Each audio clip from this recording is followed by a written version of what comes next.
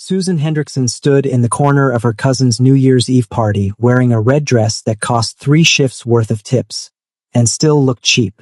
Fingers pointed. Whispers hissed behind manicured hands. Still no husband, Susan? What happened to that job you said you'd get? Maybe next year, sweetie. The room sparkled with champagne and cruelty. Susan disappeared into both. Outside, in the cold, she found him leaning against the brick wall. Tattooed, rough-edged, silent. A man the world had already written off. She offered him $100 with shaking hands.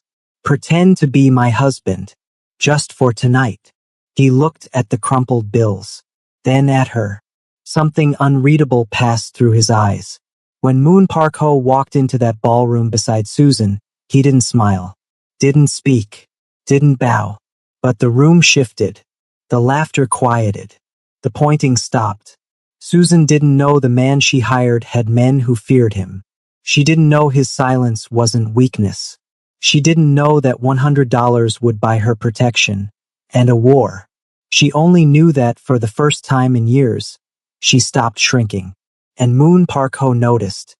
Susan Hendrickson had been wiping down tables at Marlowe's Bistro for 6 years, and in all that time, no one had ever asked her name twice. She existed in that peculiar space reserved for people who serve, visible only when needed, forgettable the moment the need passed. The lunch rush had just ended.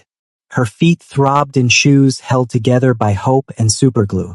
She moved between tables with practiced efficiency, clearing plates still heavy with food that cost more than her weekly grocery budget. A half-eaten filet mignon. Truffle fries barely touched. $70 wine left to breathe itself into vinegar. She didn't let herself think about it anymore.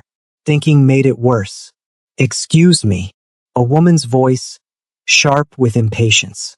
We've been waiting for our check for 10 minutes. Susan had delivered it 8 minutes ago. She knew because she checked the time, bracing herself for this exact complaint. But she turned with the smile she'd perfected. Apologetic, invisible, safe. Of course, I'll bring it right back. The woman didn't look at her. Susan had learned that most people didn't. Their eyes slid past her face, landed on her uniform, confirmed her unimportance, and moved on. She was a function, not a person. Useful when summoned, unbearable when she made mistakes. 3 months ago, she'd accidentally spilled water on a businessman's sleeve. Not much, barely a splash. He demanded to see the manager, his voice rising with each word, his finger jabbing the air between them like a weapon. Do you know how much this jacket costs? Do you have any idea? She didn't, but she knew her entire month's rent wouldn't cover it. The manager had apologized profusely to the man, then docked Susan's pay to cover the dry cleaning. She hadn't argued. Arguing required the belief that your words mattered, and Susan had lost that belief somewhere between her 3rd eviction notice and the morning she realized she was 28 years old with nothing to show for it but exhaustion. Poverty wasn't just about lacking money. It was about lacking the right to be treated like your humanity was obvious. People with money could be rude, demanding, careless, and the world bent around them, accommodating, forgiving. People without money had to be perfect, grateful, and invisible. One mistake and you were proof of everything they already suspected about you. Susan had learned to be small, to take up as little space as possible, to never ask for more than what was offered, and even then to hesitate. The evening shift started at 5. By 7, her lower back burned with the kind of pain that no amount of stretching could fix. By 9, she'd stopped noticing it. The body adapted. That was the cruelest thing about survival, how much you could endure without breaking, how the unbearable became routine. Susan. The manager's voice cut through the dining room noise. Table 12 needs water. She was already holding a pitcher. She'd filled it 30 seconds ago. But she nodded, smiled, moved. At 10:30, she clocked out. Her paycheck sat in her bag. $6.80 for 2 weeks of work. Rent was $750. Utilities another $120. She'd been eating rice and canned beans for 3 weeks straight, and still the numbers didn't add up. The cold hit her the moment she stepped outside. December in the city felt personal, like the weather itself wanted to remind you of what you lacked. She pulled her thin coat tighter and started the 40-minute walk home. The subway cost $2.75 each way. She'd learned to save it. Her phone buzzed. A text from her cousin Diane. "You're still coming to New Year's, right? Everyone's asking about you. Wear something nice. It's formal this year." Susan's stomach tightened. She'd been hoping Diane would forget that the invitation, extended 3 months ago in a moment of performative family generosity, would quietly evaporate. But Diane never forgot, because Diane's kindness always came with teeth. The Hendrickson family reunion happened every New Year's Eve, rotating between the homes of whichever relatives had done well that year. This year it was at Diane's, a gleaming townhouse in a neighborhood Susan couldn't afford to walk through without feeling like an intruder. Susan had skipped it twice before. The first time, Diane had called her selfish. The second time, she'd posted on social media about family members who think they're too good for their own blood. The comments had been brutal. Cousins Susan barely knew chimed in with their disappointment, their hurt, their thinly veiled judgment. So this year, Susan had said yes, because saying no required energy she didn't have.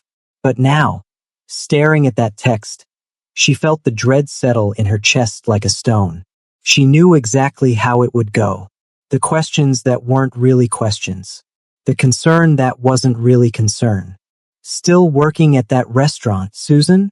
Any plans to go back to school? I thought you were looking for something better?" And beneath it all, the unspoken truth they all carried. Susan was the family's proof that hard work wasn't always enough. That sometimes you could do everything right and still end up poor, alone, and powerless. They didn't hate her for it. They pitied her. And pity, Susan had learned, was just cruelty dressed in gentleness.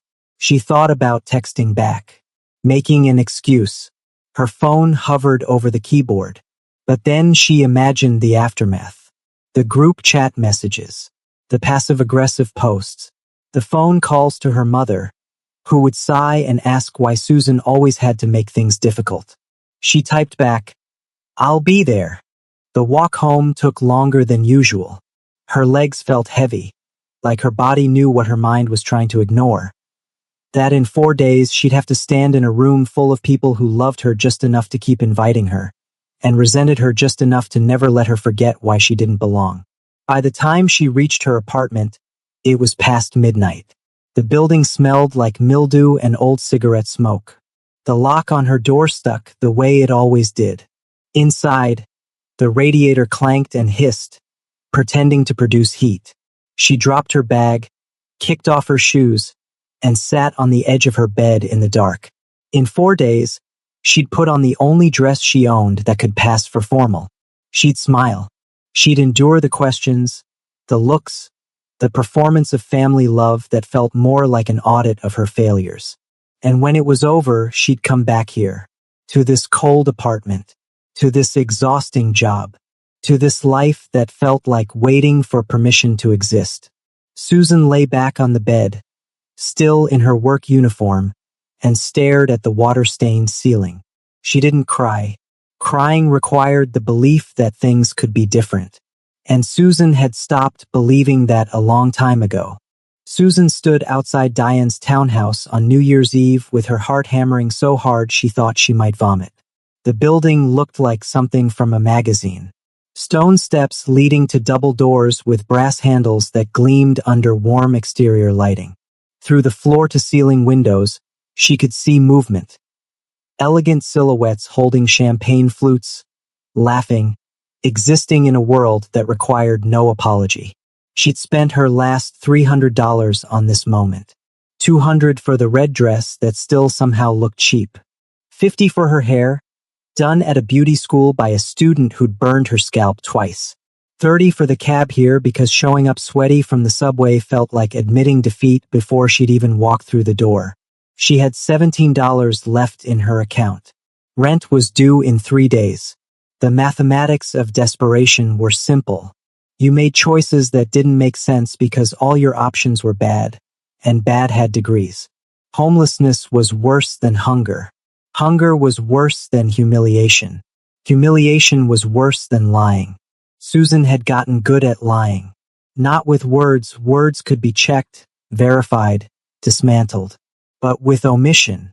With smiles that said everything's fine when asked how she was doing. With vague answers about her job that never mentioned the ache in her feet or the businessman's jacket or the way her manager's eyes glazed over when she spoke. Tonight required a different kind of lie. A bigger one. The kind with a body and a voice and the ability to stand beside her when Diane asked, in front of everyone, why Susan was still alone. She'd thought about it for days. Considered making up a boyfriend. Someone conveniently out of town. Too busy to attend. But Diane would ask for photos, for details, for proof that Susan's life contained something other than failure. No, she needed someone real, someone who could stand in that room and make the questions stop. The cold bit through her thin coat. She checked her phone. 7:48. The party had started at 7:30. She was already late enough to make an entrance. Early enough that leaving immediately would be noticed. She was out of time. That's when she saw him. He stood near the corner of the building, just outside the spill of streetlight, smoking. His posture had that particular quality of someone who'd learned to occupy space without asking permission. Tattooed hands. Dark jacket worn enough to have history. Hair pushed back from a face that looked Korean, though Susan couldn't be sure in the dim light. He looked nothing like the men inside that house. Nothing like success or ambition or any of the things her family valued. He looked exactly like someone they would dismiss. Susan's feet moved before her mind caught up.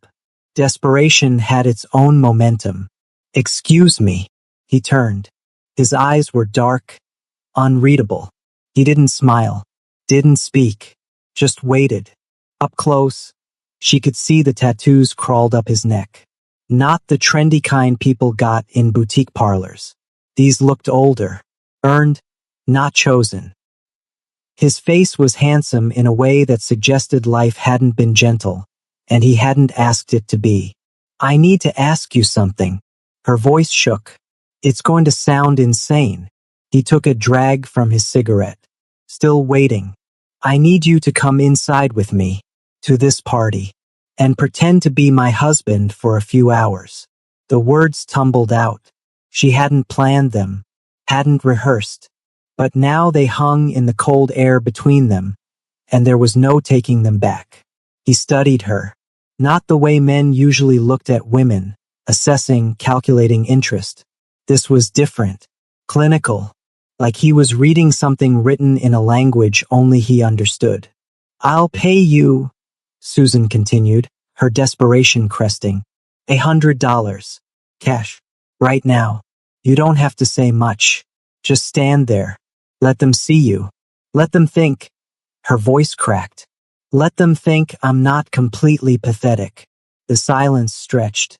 Susan's hands trembled as she dug into her small purse, pulling out 5 $20 bills. Everything she had left after the dress, the hair, the cab. She held the money out. It shook in her grip. He looked at the bills, then at her face. Something shifted in his expression. Not pity, but something closer to recognition. "Why?" His voice was quiet, accented. Korean, she thought, though his English was perfect. "Because they'll destroy me if I go in there alone." The truth came out raw. "Because I'm tired of being the failure everyone expects. Because I just need one night where I'm not invisible."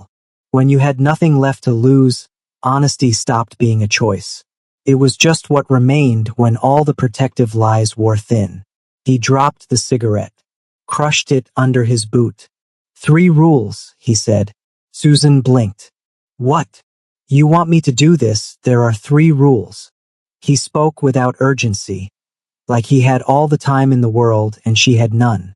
1. You don't ask about my life. Not in there, not after. 2. If someone disrespects you, I handle it my way. You don't interfere. 3. When I say we leave, we leave. No argument. Susan's mind scrambled to process this. He was negotiating. That meant he was considering it. Okay, she said quickly. Yes, all of that. Fine. He held out his hand. Not for the money, for a handshake. Moon Park Ho. His grip was firm, calloused. The handshake of someone who'd signed contracts that weren't written down. Susan. Susan Hendrickson. He took the $100 and folded it once, sliding it into his jacket pocket without counting it. The gesture made her aware of how little that money meant to him and how much it had cost her. The dress, he said, his eyes moving over her not with desire but assessment. It's good. Don't apologize for it in there. Susan hadn't realized she'd been planning to, but he was right. She'd been constructing the apology in her head. I know it's not much. I tried my best. It was all I could afford, and he'd seen it on her face. They will try to make you small, Moon continued, his voice low and certain.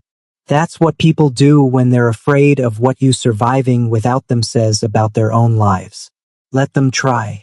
Something about the way he said it. Not comforting, not reassuring, just stating a fact. Steadied something in Susan's chest. He gestured toward the door. After you. Susan turned, her heart still racing but her hands no longer shaking. She didn't know why this tattooed stranger had agreed. Didn't know why he'd set rules that sounded less like a transaction and more like protection. But when Moon Park Ho placed his hand lightly against her lower back, guiding her toward those gleaming brass doors, Susan felt something she hadn't felt in years. Not hope.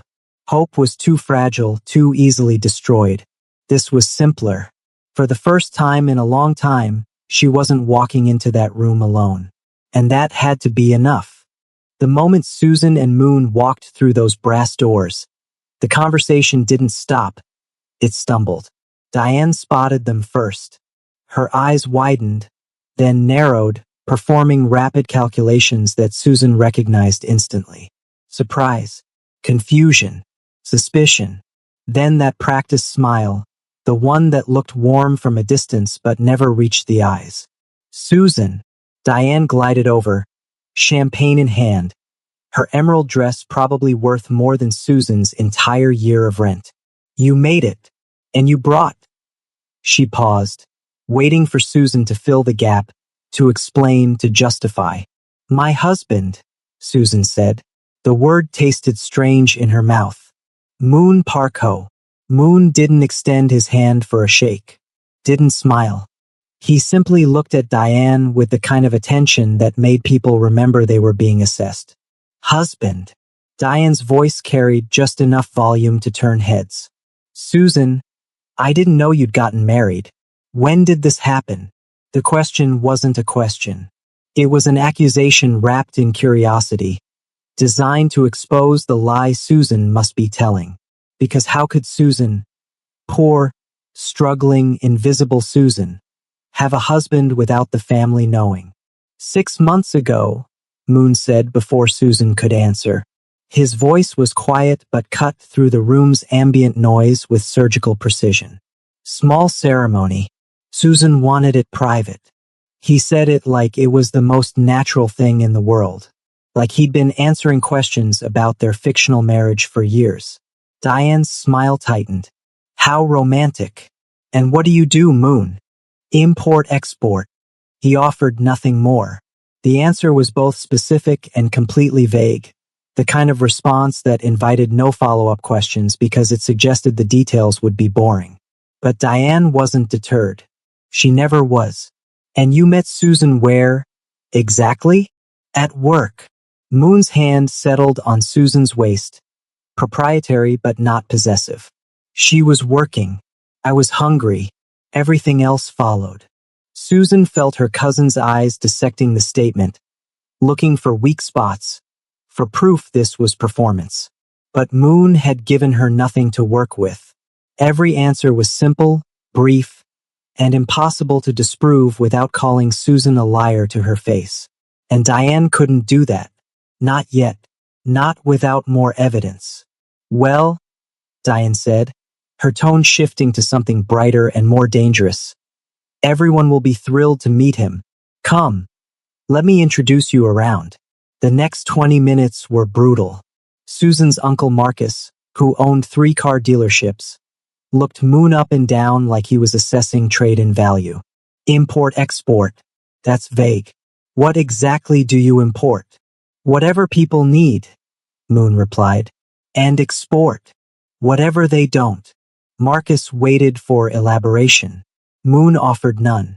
The silence stretched until Marcus, uncomfortable, changed the subject. Susan's Aunt Teresa, dripping in diamonds that caught the chandelier light, took a different approach. Susan, sweetie, you look so thin. Are you eating enough? Marriage is expensive, I know, but you have to take care of yourself. The comment was designed to wound, to remind Susan of her poverty, to suggest Moon couldn't provide, to position Teresa as the concerned family member who noticed Susan's suffering. She eats fine, Moon said, not defensive, not angry, simply correcting a false statement. Teresa blinked. I'm sorry. You suggested Susan doesn't eat enough. She does. You were mistaken. The bluntness of it silenced Teresa. People like her operated in subtext, in implications and suggestions that could be denied if challenged. Moon had dragged her comment into direct light and refused to play the game. Susan felt something shift in her chest. She'd spent years absorbing these small cruelties, letting them slide past without resistance, because resistance required energy and confidence she didn't have. But Moon wasn't absorbing anything. He was deflecting it so casually it looked effortless. Cousin Brandon appeared next, investment banker, married to a woman who looked like she'd been designed by committee to check every conventional beauty box. So Moon, you're Korean, right? Susan always had interesting taste. The comment was racism pretending to be observation. The kind that came wrapped in a smile, deniable if called out. Moon looked at Brandon for a long moment. And you're American. Interesting. Brandon laughed. Uncertain. Well, yeah, obviously. Not obvious, Moon said. I had to ask. The same way you did. The comparison landed like a slap. Brandon's smile froze. His wife touched his arm, a warning to let it go. Susan watched it happen. Each confrontation, each attempt to diminish her or interrogate Moon, met with responses that weren't loud or aggressive but were absolutely immovable. Moon didn't defend himself. He didn't explain. He simply refused to accept the premise that he owed anyone an explanation. And slowly, something remarkable happened. The questions stopped coming to Moon. They started coming to Susan. You seem different tonight, her younger cousin Jasmine said, genuine curiosity in her voice. More confident or something. Susan opened her mouth to deflect, to minimize, to make herself small again. She's exactly the same, Moon said quietly beside her. You're just noticing her now. The observation was sharp enough to draw blood. Jasmine flushed, mumbled something about getting more wine, and disappeared into the crowd. Susan turned to Moon. You didn't have to. Rule 2, he reminded her. Someone disrespects you. I handle it my way. She wasn't really. She suggested you weren't worth noticing before. That's disrespect. He said it like it was arithmetic, not opinion. The room had grown louder, the champagne flowing freely. Susan could feel eyes on her, reassessing. The family's collective judgment was recalibrating. They'd come tonight expecting to dissect her failures, to confirm her position at the bottom of the family hierarchy. But Moon's presence had disrupted that equation. Not because he was impressive by their standards. He wasn't wealthy or educated or polished in the ways they valued. But because he acted like their opinions were optional, not mandatory. And watching him, Susan felt something crack open inside her. She'd spent so long believing that respect had to be earned through achievement, through money, through becoming someone other than who she was. But Moon was teaching her a different lesson entirely. Respect wasn't earned. It was insisted upon. When Marcus cornered them again near the dessert table, already drunk and belligerent, he poked Moon's chest with one finger. You know what I think? I think you're not what you say you are. I think Susan paid you to be here because she couldn't show up alone again. The room quieted. This was it, the accusation finally spoken aloud. Moon looked down at the finger on his chest, then up at Marcus's flushed face. You're drunk, Moon said simply. Go sit down. Don't tell me what to. Marcus. Moon's voice didn't rise, but something in it changed. Something cold and absolute. Sit down. Marcus sat, just like that. No argument. No resistance. He sat down in the nearest chair, his mouth still open with whatever he'd been about to say. But the words had evaporated under the weight of Moon's attention. Susan stared. So did everyone else. Moon turned to her. Ready to leave? Rule 3, Susan whispered. Rule 3, he confirmed. She nodded. She was ready. More than ready. As they walked toward the door, Susan's spine straightened. Not because anything about her life had changed.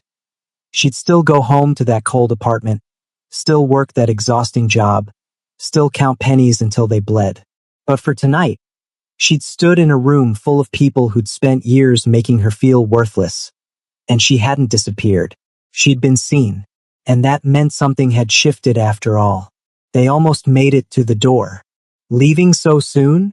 Diane's voice rang out across the room, performatively disappointed. But we haven't even done the toast yet. And I had something special planned for you, Susan. Moon's hand tightened briefly on Susan's waist. A warning. But Susan turned anyway, pulled by years of conditioning that said walking away from family was ruder than enduring their cruelty. Diane stood near the fireplace, her champagne glass raised like a conductor's baton. The room had gone quiet again, that particular silence that meant everyone was waiting for something to happen. Since Susan surprised us all with her secret marriage, Diane continued, her smile sharp as broken glass, I thought we should celebrate properly. Susan, come here, sweetie. Susan's feet wouldn't move. Every instinct screamed danger. Moon leaned close, his breath warm against her ear. You don't have to go. But Susan was already walking, because this was how it worked. Diane commanded, Susan obeyed. That was the contract she'd signed by being poor, by needing this family more than they needed her, by accepting their invitations knowing the cost. Diane waited until Susan stood beside her, then draped an arm around her shoulders. The gesture looked affectionate, felt like a trap. I want everyone to hear Susan's love story, Diane announced. How you two met, the proposal, the wedding, all the details we missed because she kept it so private. Come on, share with the family. The request was poisoned. Susan could feel it. Diane had spent the last hour probing, testing, looking for inconsistencies. Now she was forcing Susan to construct a detailed lie in front of 40 witnesses, creating dozens of opportunities to expose the truth. Susan opened her mouth. Nothing came out. Don't be shy, Diane pressed, her fingers digging into Susan's shoulder. Start with the proposal. How did Moon ask you to marry him? The room waited. Susan felt sweat prickling her hairline despite the cold that had seeped into her bones. She hadn't prepared for this, hadn't constructed a backstory detailed enough to survive interrogation. He didn't ask, Susan said finally, her voice barely audible. Diane's eyebrows rose. He didn't ask? What does that mean? I mean, Susan's throat closed. She could feel the lie collapsing before she'd even finished building it. It wasn't traditional. We decided together. It wasn't a big production. No ring. Teresa called out from her position near the piano. her voice dripping with false concern. Susan, sweetie, every woman deserves a ring. Susan's left hand was bare. She'd known they'd notice, had prepared a story about getting it resized. But now, with everyone staring, the excuse felt flimsy. We prioritized other things, Susan managed. Like what? Brandon asked, grinning now. The alcohol had made everyone bolder.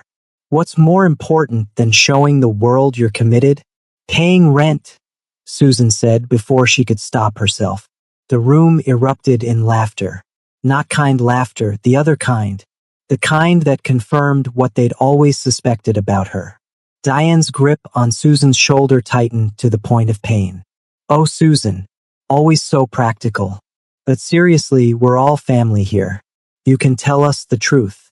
She turned to address the room, her voice carrying that dangerous sweetness again. I think what happened is Susan panicked about coming here alone again. So she hired this man to pretend. That's enough. Moon's voice cut through the noise like a blade through silk. He'd moved closer without Susan noticing, was now standing 3 feet away.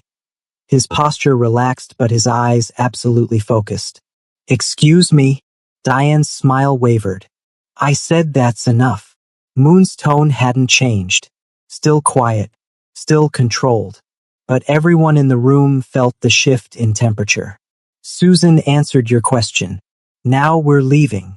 I wasn't finished, Diane said, her voice rising. This is my house, my party, and Susan is my family. I can ask her whatever No. The single word landed with finality. You can't. Diane's face flushed red. Who do you think you are? Coming into my home, disrespecting me. I think I'm the man who's been watching you humiliate my wife for the last 2 hours, Moon said. And I'm done watching. Your wife. Diane laughed, shrill now. Please. Susan couldn't afford a husband. She can barely afford that dress. We all know what this is. And there it was. The accusation, stripped of pretense. Susan felt the shame crash over her in waves. She wanted to run, to disappear, to unmake this entire night. But Moon stepped between her and Diane, blocking Susan from view. What Susan can afford isn't your concern, Moon said. What she chooses to do with her money isn't your concern. Whether she's married or not isn't your concern. The only thing that should concern you is why you spend so much energy making someone you claim to love feel worthless. The room had gone silent again. But this silence was different. Uncomfortable. Because Moon had said aloud what everyone knew but pretended not to notice. I love Susan. Diane protested, her voice cracking. We all do. We're trying to help her. She's family. Love doesn't look like this, Moon said simply. Diane's eyes welled with tears, the practiced kind that came when someone was used to being seen as the victim. Get out. Both of you. Get out of my house. But before Moon could respond, Uncle Marcus lurched to his feet, drunk and emboldened by Diane's tears. You heard her. Get the hell out. And take your fake marriage with you. He reached for Susan's arm, his grip meant to drag her toward the door. But his hand never made contact. Moon moved faster than Susan thought possible. One moment Marcus was reaching. The next his wrist was caught in Moon's grip, bent at an angle that made Marcus gasp. Don't, Moon said quietly. Just that one word. Marcus tried to pull away. Moon's grip didn't budge. Let him go, Diane screamed. Someone call the police. He's assaulting. I'm preventing assault, Moon corrected, his voice still eerily calm. Your drunk relative tried to put his hands on my wife without permission. I stopped him. That's not assault. That's protection. He released Marcus, who stumbled backward, cradling his wrist. And in that moment, Susan saw something she'd been too overwhelmed to notice before. Moon wasn't just confident. He was completely unafraid. Not in the way people pretend to be brave when they're actually terrified. He genuinely did not fear these people, this situation, the consequences of his actions. That kind of fearlessness didn't come from nowhere. Came from experience, from power, from a life that had taught him his safety didn't depend on other people's approval. Susan. Moon turned to her, his expression softening slightly. We're leaving now. Last chance. And Susan, standing there in her cheap red dress with her bare ring finger and her $100 lie exposed for everyone to see, had a choice.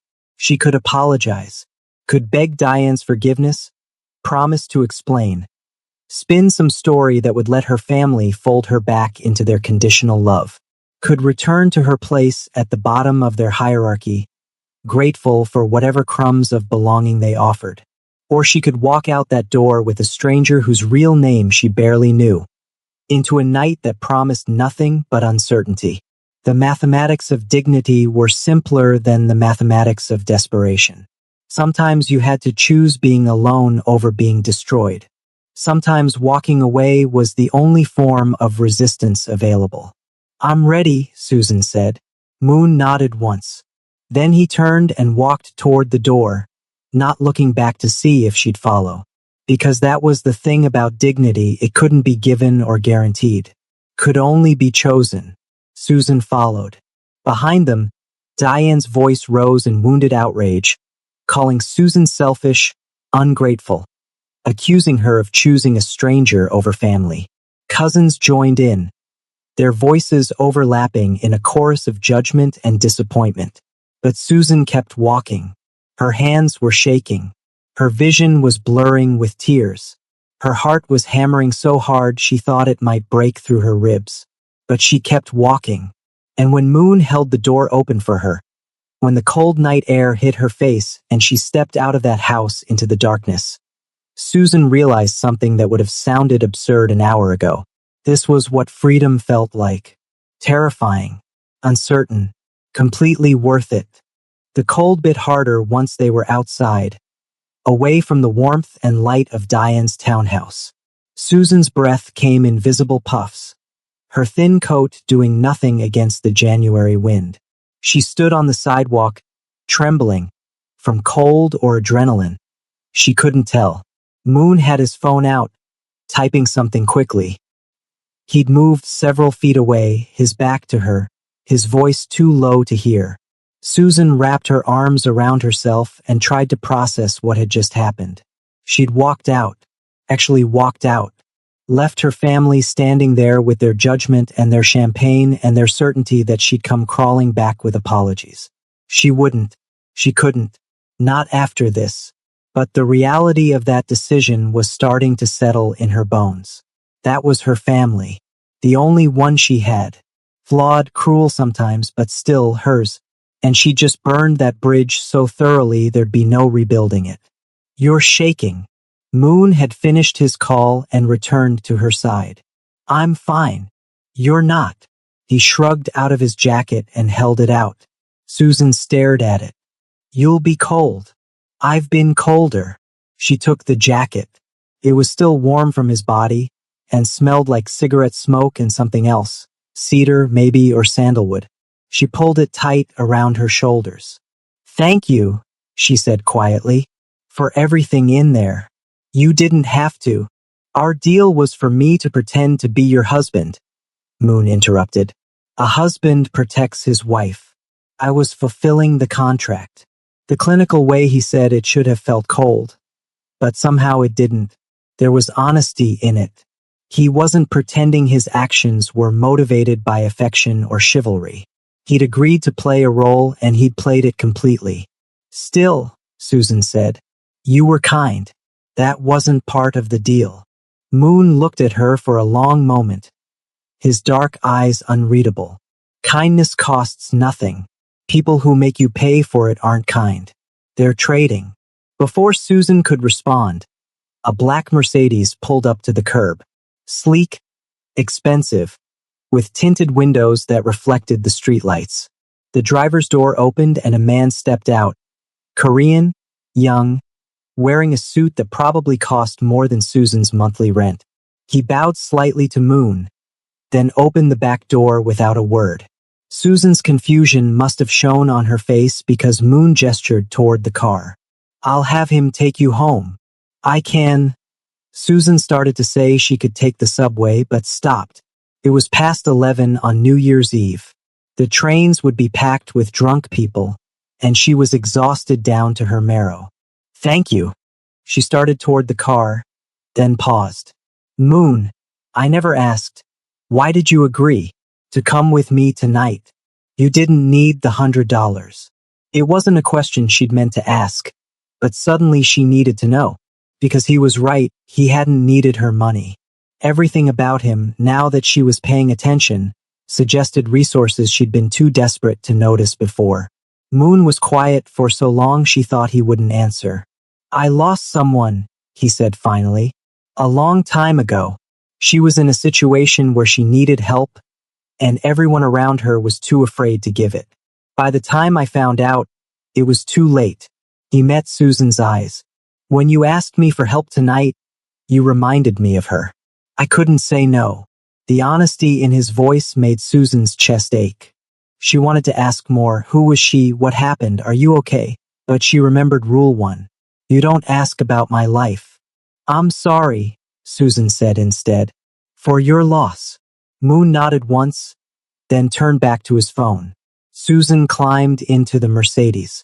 The interior was immaculate, leather seats still holding warmth from the heating system. The young driver got back in without speaking, waiting. Where to, miss? He asked in accented English. Susan gave her address, then watched through the window as Moon made another call. His expression dark now that he thought no one was watching. The car pulled away from the curb smoothly. Susan settled into the seat, exhaustion crashing over her in waves. She closed her eyes, trying not to think about what came next. The angry phone calls from her family, the text messages, the isolation. They'd been driving for about 10 minutes when Susan's phone buzzed, then buzzed again, and again. She pulled it out, expecting family members, but the notifications were from Facebook. Someone had tagged her in multiple posts. Her stomach dropped. The first post was from Diane, timestamped 3 minutes ago. When your cousin brings a fake husband to family dinner and thinks we're too stupid to notice. So disrespectful. Some people will do anything for attention. The post already had 47 likes and 16 comments. The second post was from Brandon. That awkward moment when your cousin's husband doesn't even know basic facts about her. This is what desperation looks like, folks. The third was from Teresa, and it was worse. Someone had taken a photo of Susan and Moon leaving. Susan's face tear-streaked, Moon's hand on her back, and Teresa had captioned it, Susan Hendrickson, everyone, hired a man to avoid embarrassment and caused more. This is what happens when you lie to your family. Praying for her. Each post had been shared multiple times. Susan's phone kept buzzing with notifications as more family members commented, tagged others, added their own observations about Susan's desperation and dishonesty. They were destroying her, publicly, systematically, making sure everyone they knew, friends, extended family, church members, neighbors, saw Susan's humiliation. This was the price of defiance. She'd known it would come, but seeing it happen in real time made her feel sick. The driver's phone rang. He answered in Korean, his voice sharp and urgent. Susan didn't understand the words, but she understood the tone. Something was wrong. He ended the call and immediately pulled over, his hands tight on the wheel. Miss, he said, turning to face her. I need to ask you something, and I need you to tell me the truth. The man you were with tonight, Moon Park-ho, did he tell you his full name? Susan's pulse quickened. Yes, Moon Park-ho. Why? The driver's jaw clenched. Did he tell you what he does? Who he is? Import-export, Susan said, but even as she said it, she knew how inadequate that answer was. Why? What's going on? The driver pulled out his phone and showed her a news article. The headline was in Korean, but there was a photo Moon, younger, standing in what looked like a corporate setting. surrounded by men in expensive suits. Moon Park Ho, the driver said carefully, is not who you think he is. He hesitated, choosing his words. He's a very powerful man. And the posts your family just made, tagging him, exposing his face. They've made a very serious mistake. Susan's blood went cold. What kind of mistake? Before the driver could answer, his phone rang again. He answered, listened, then handed the phone to Susan. He wants to talk to you. Susan took the phone with shaking hands. Hello, Susan.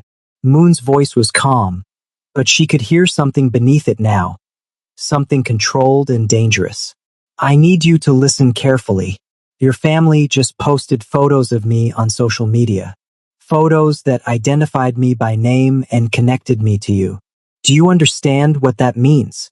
No, Susan whispered. I don't understand any of this. Moon was quiet for a moment. I stepped away from certain aspects of my life 2 years ago. I made myself invisible to protect myself and the people around me from conflicts I didn't want to continue. Your family just made me visible again. What are you saying? Who are you? I'm someone who has enemies, Moon said simply. And now those enemies know 2 things they didn't know an hour ago. They know where I am, and they know you matter to me. The words landed like ice water in Susan's veins. I don't matter to you. We just met. It was a deal. You said so yourself. I protected you in that house, Moon said, in front of witnesses, on video that's now on social media. Whether it was real or not doesn't matter. What matters is how it looks. And it looks like you're important to me. Susan's mind raced, trying to piece together what he was saying without saying. What kind of enemies? Moon's laugh was dark. The kind that don't forgive or forget. The kind that will use anyone close to me as leverage. But I'm not close to you. They don't know that. His voice softened slightly. Susan, I'm sorry. I should have been more careful. I didn't think your family would do something this reckless. But they did. And now we have to deal with the consequences. What consequences? Susan's voice cracked. What's going to happen? Nothing if I handle it quickly. My people are already working on getting those posts taken down. But Susan, he paused. You can't go home. Not tonight. Maybe not for a while. What? Why?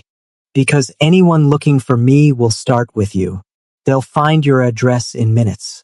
And if they think taking you will hurt me or give them leverage, they'll do it. Susan's apartment. Her small, cold, safe apartment. The only place in the world that was entirely hers. And now she couldn't go there. Where am I supposed to go? I'm sending you somewhere secure. Just for tonight. Tomorrow we'll figure out next steps. Moon's voice turned harder. And Susan, your family should take those posts down immediately.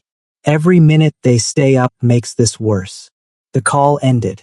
Susan sat in the Mercedes, Moon's jacket still wrapped around her shoulders, her phone buzzing with increasingly vicious comments from her family, and tried to understand how one desperate decision had led to this. She'd hired a man to protect her from humiliation. She'd had no idea she'd hired someone who lived in a world where protection meant something far more dangerous than she'd ever imagined.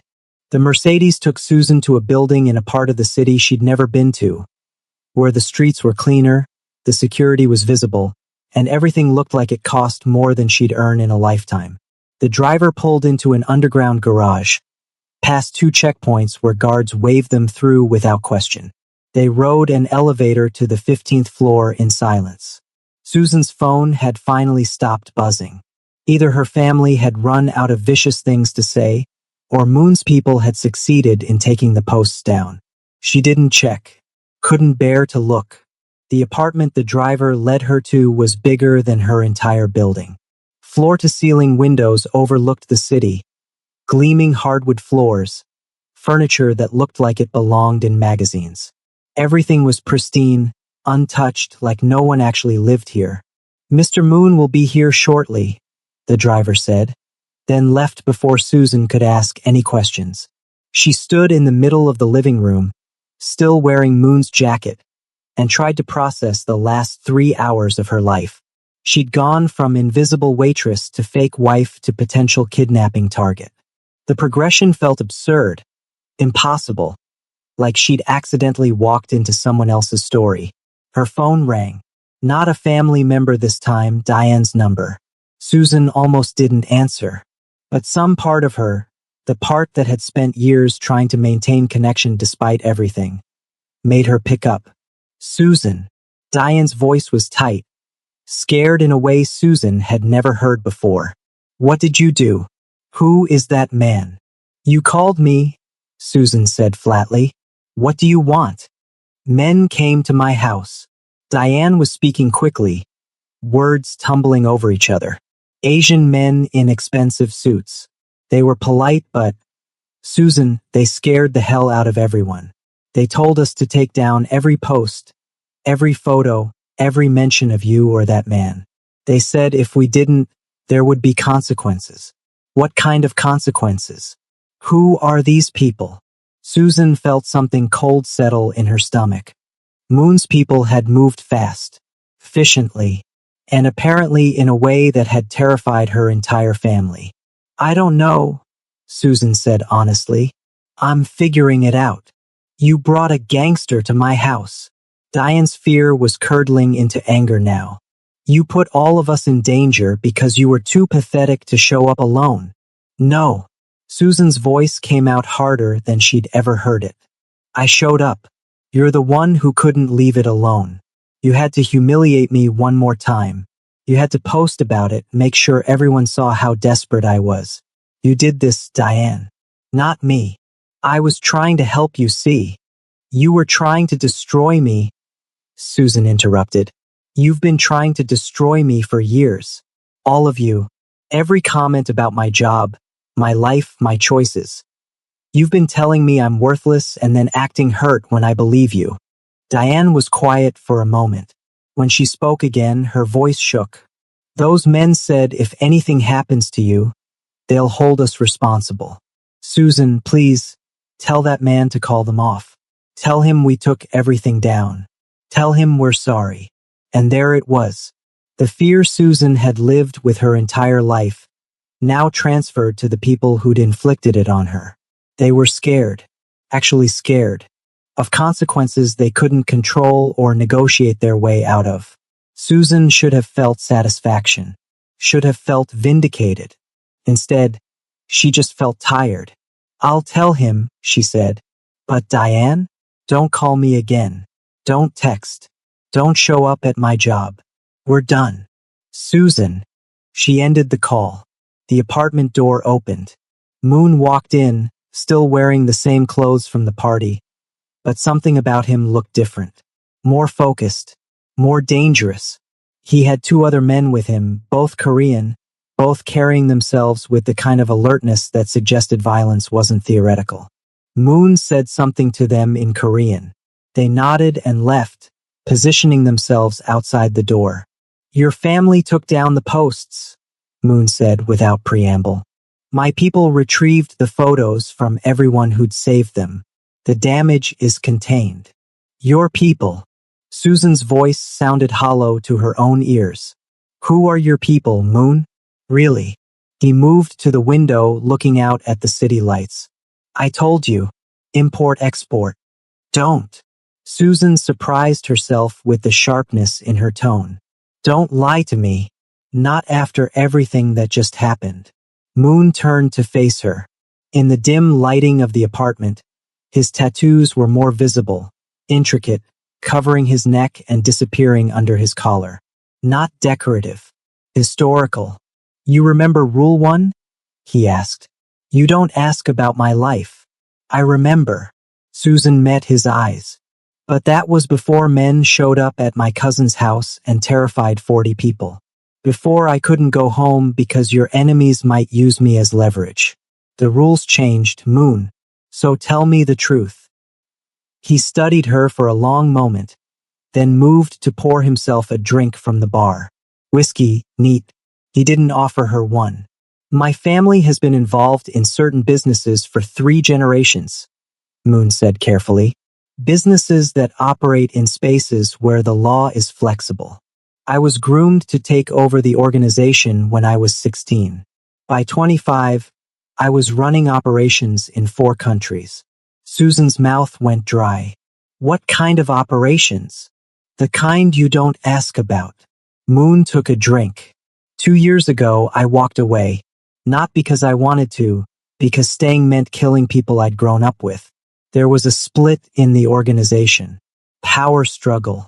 I chose not to choose, which meant neither side trusted me anymore. So you just left? I disappeared, Moon corrected. Changed how I looked, where I lived, who I associated with. Made myself irrelevant so both sides would forget about me. He laughed without humor. It was working, until tonight. Susan sank onto the pristine white couch, her legs suddenly unable to hold her. I ruined your life. No.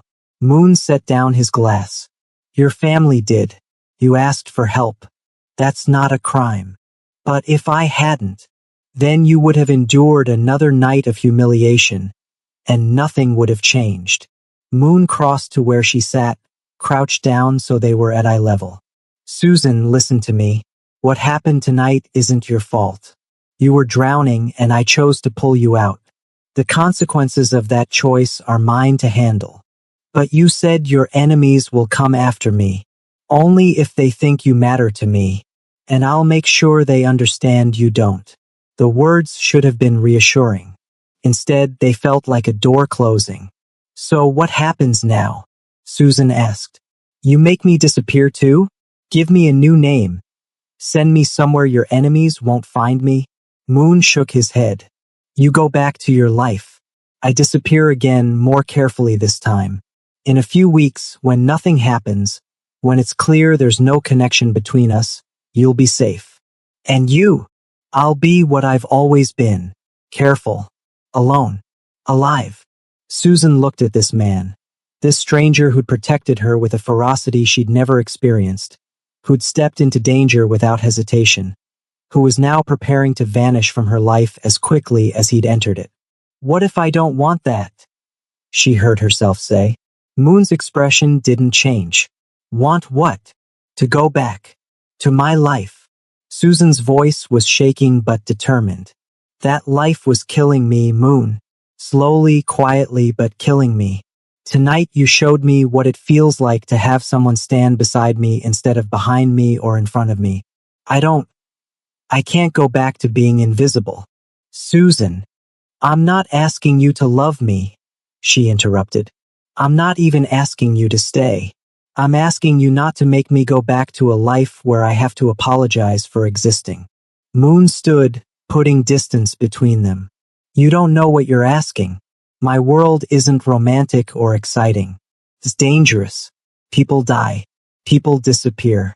The cost of being close to me is higher than you understand. The cost of being poor is higher than you understand. Susan shot back. Do you know what it's like to work yourself to exhaustion and still not have enough? To be invisible until someone needs something from you? To swallow humiliation every single day because resistance feels impossible? She stood, facing him. You're afraid your enemies will hurt me. I'm afraid of dying slowly in a world that's already decided I don't matter. At least your danger is honest. The silence stretched between them. Moon's jaw was tight, his hands clenched at his sides. If you stay in my orbit, he said finally, everything changes. No more waitressing, too exposed. No more contact with your family, they're a liability now. No more pretending you're just another person trying to survive. You'll be a target. Always. And if I go back, you'll be safe. Poor. Exhausted. Invisible. But safe. Susan thought about her apartment, her job, the slow grind of days that blurred into years, the careful mathematics of survival that never added up to anything more than survival. I choose the fire, she whispered. Moon's eyes widened slightly, the first genuine surprise she'd seen from him. You don't know what you're choosing. Neither did you when you accepted my $100, Susan said. But you chose anyway, because someone needed help, and you couldn't walk away. She took a step toward him. I need help, Moon. Not with one night. With my whole life. And I'm asking, not because I think you owe me, but because I think we both understand what it costs to survive alone. Moon looked at her for a long time. Susan could see him calculating, assessing, weighing consequences she couldn't begin to imagine. If I say yes, he said slowly, there's no going back. My enemies become yours. My life becomes your life. The danger doesn't end. If you say no, Susan countered, I go back to a different kind of danger, the kind that never ends either. At least your way, I have someone watching my back. Something in Moon's expression shifted. Not softening, he didn't seem capable of soft, but recognition, maybe, understanding. Rule 4, he said. What? New rule. You chose this. You don't get to regret it later. When it's hard, when you're scared, when you wish you'd walked away, you remember you chose this. Susan nodded. Rule 4. I remember. Moon moved to the window again, pulled out his phone, made a call in Korean. Susan couldn't understand the words, but she understood the tone. He was issuing orders, making arrangements, putting things in motion. When he hung up, he turned back to her. Tomorrow we start, he said. New apartment, new identity, new life. Tonight you rest. And you, I make sure the people who need to know understand that you're not leverage. His smile was cold. That you're protected. Permanently. Susan should have been terrified. Should have been questioning this decision, scrambling to take it back. Instead, she felt something she hadn't felt in years. Hope. Not the fragile kind that shattered easily. The dangerous kind. The kind that made you willing to walk into fire if it meant finally being warm. Moon moved toward the door, then paused. Susan. Yeah. That $100 you gave me. I'm keeping it. As a reminder. Of what? That sometimes the most dangerous decisions start with someone desperate enough to ask for help. He looked back at her. And someone stupid enough to say yes. Then he was gone, leaving Susan alone in an apartment that didn't belong to her, wearing a stranger's jacket, stepping into a life she couldn't imagine. But she wasn't invisible anymore, and that, Susan decided, was worth everything that came next.